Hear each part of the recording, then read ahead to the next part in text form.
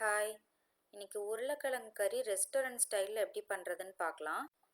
முதல்ல இதுக்கு ஒரு பேன் சூடு பண்ணிவிட்டு அதில் 2 டேபிள் ஸ்பூன் எண்ணெய் சேர்த்துக்கலாம்.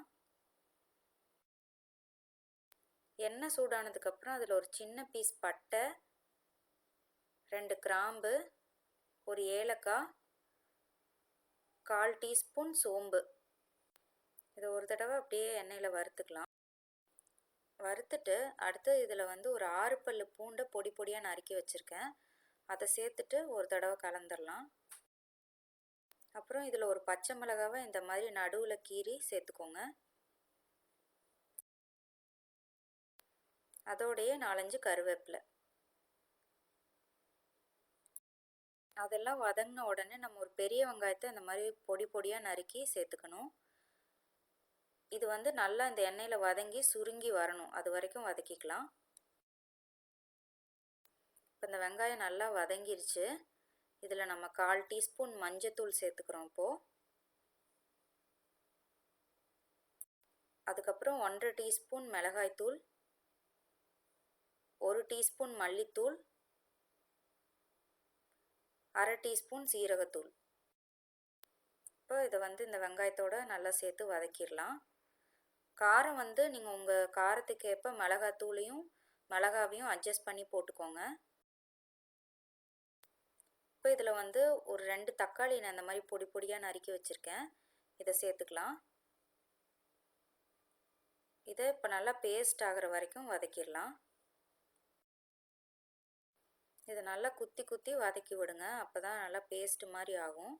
நீங்கள் தக்காளியும் வெங்காயமும் நல்லா பொடி பொடியாக நறுக்கி போட்டிங்கன்னா ஈஸியாக வதங்கிடும். இப்போ பார்த்திங்கன்னா இது நல்லா பேஸ்ட்டு மாதிரி ஆகி நம்ம ஊற்றின எண்ணெயெல்லாம் கூட தனியாக பிரிஞ்சு வர ஆரம்பிச்சிருச்சு. இப்போ இதில் நம்ம 1 கப் தண்ணி சேர்த்துக்கலாம். நீங்கள் கிரேவி இன்னும் கொஞ்சம் தண்ணியாக வேணும்னு நினச்சிங்கன்னா இன்னும் கூட சேர்த்துக்கலாம். ஆனால் 1 கப் தண்ணி இதுக்கு கரெக்டாக இருக்கும். இப்போ இதை கலந்துட்டு நல்லா கொதிக்க விட்டுறலாம், அந்த மசாலாவோட பச்சை வாசனையெல்லாம் போகிற வரைக்கும். இப்போ இது நல்லா கொதிக்க ஆரம்பிச்சிருச்சு, மசாலாவோட பச்சை வாசனையெல்லாம் போயிடுச்சு. அடுத்தது நான் இதில் ஒரு பெரிய உருளைக்கிழங்கு வேக வச்சு இந்த மாதிரி கட் பண்ணி எடுத்திருக்கேன். இதை இதோட சேர்த்துக்கலாம். நீங்கள் வேணும்னா இந்த வேக வச்ச உருளைக்கிழங்கை மசிச்சு கூட சேர்த்துக்கலாம். இதுக்கு தேவையான உப்பு போட்டுக்கலாம். நல்லா அந்த கிரேவியோட கலந்து விட்டுறலாம்.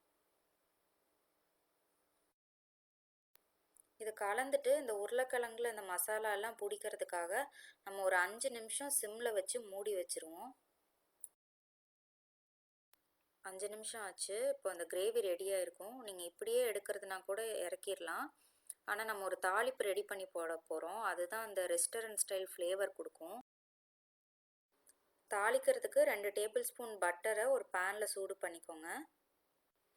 அது சூடானதும் அதில் ஒரு பிஞ்ச் சீரகம், 2 பச்சை மிளகாய் நடுவில் கீறி போட்டிருக்கேன், 4-5 கருவேப்பிலை, கொஞ்சமாக கொத்தமல்லி தழை,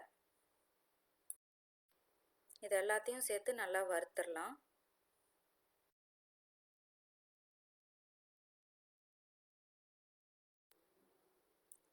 இப்போ இதெல்லாம் நல்லா வறுப்பட்டுருச்சு. நம்ம இந்த கிரேவியோடு சேர்த்துடலாம். நம்மளோட சுவையான காரமான உருளைக்கிழங்கு கறி தயாராகிடுச்சு.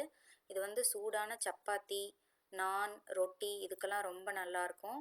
நீங்கள் இதை செஞ்சு பார்த்துட்டு எப்படி வந்துச்சுன்னு உங்களோட கமெண்ட்ஸ் அண்ட் ஃபீட்பேக் எனக்கு ஷேர் பண்ணுங்கள். தேங்க்யூ.